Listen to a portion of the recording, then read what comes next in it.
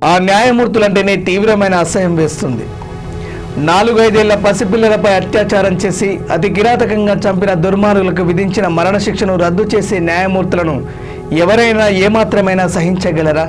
Calcutta high court ఇలాంటి కేసులను చూసే తీరు మనల్ని తీవ్రంగా కలిచివేస్తుంది.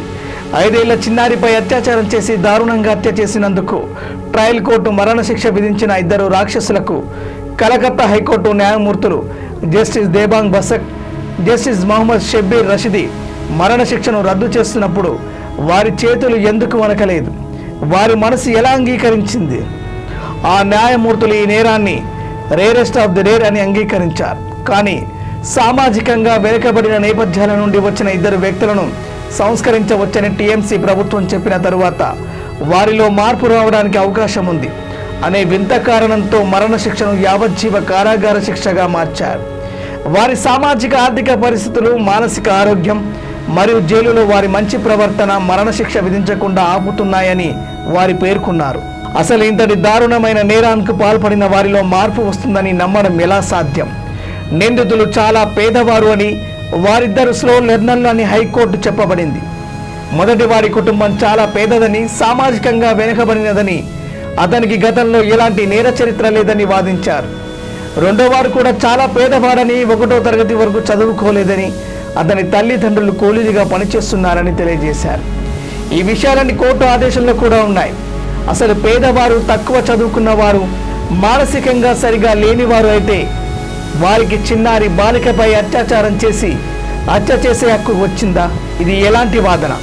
అత్యాచారం చేయడం, బాలిక గొంతు నులిమి చంపడం, ఆమె మృతదేహాన్ని దాచడం, ప్రైవేటు భాగాల్లో వెదురు కర్రను దూర్చడం, ఇవన్నీ వారికి స్పృహ లేకుండా చేశారా? ఈ నేరాలన్నిటిపై అవగాహన ఉన్నవారిని నాకు తెలియదు స్లో లెర్నర్ అని ఎలా అనగలం? ఇది కేవలం శిక్ష నుండి తప్పించుకోవడానికి చేస్తున్న ప్రయత్నం కాదా? ట్రయల్ కోర్టు నిందితులైన ఫాగున్ మండి అలియాస్ ఉయ్ మరియు రవీంద్ర రూత్ అలియాస్ బాకులకు 2021లో 5 ఏళ్ల బాలికపై హత్య ఆరోపణల నిమిత్తం 2023లో మరణశిక్ష విధించింది. వారికి ఐపీసీ సెక్షన్లు 376, 302, 201, 363 మరియు ఫోక్సో చట్టం సెక్షన్ 6 కింద శిక్ష పడింది. ప్రాసిక్యూషన్ ప్రకారం కాళీ పూజ పండాల్ వెలుపల ఆడుకుంటున్న బాలికను ఈ దుర్మార్గులు ఎత్తుకెళ్లి అత్యాచారం చేసి గొంతు నిలిమి చంపి మృతదేహాన్ని దాచారు. కోర్టు కూడా నిందితుల ముందు అత్యాచారం చేసి ఆ తర్వాత బాలిక ప్రైవేటు భాగాల్లో వెదురు కర్రను దూర్చారని పేర్కొంది. ఇంతటి దారుణం ట్రయల్ కోర్టు వారి నేరాన్ని అరుదైన వాటిలో rarest of the rare category అని మరణశిక్ష విధించింది.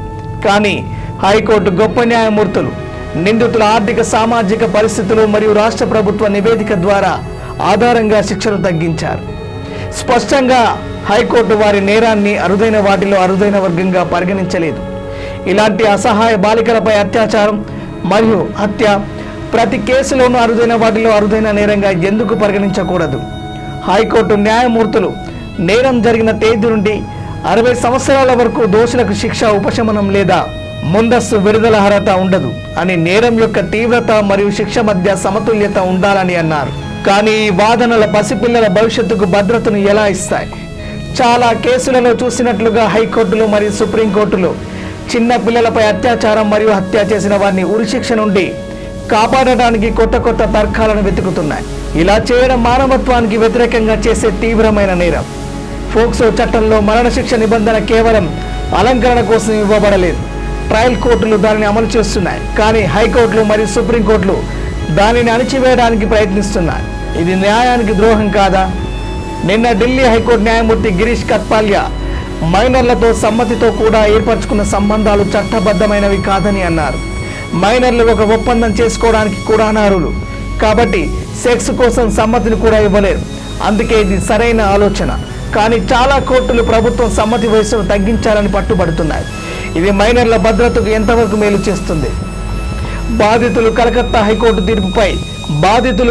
హైకోర్టు తీర్పుపై సుప్రీంకోర్టు జోక్యం చేసుకుంటుందా అని సందేహిస్తున్నారు. గత అనుభవాలను బట్టి చూస్తే ఈ విషయంలో కూడా న్యాయం జరగదేమోనని భయపడుతున్నారు.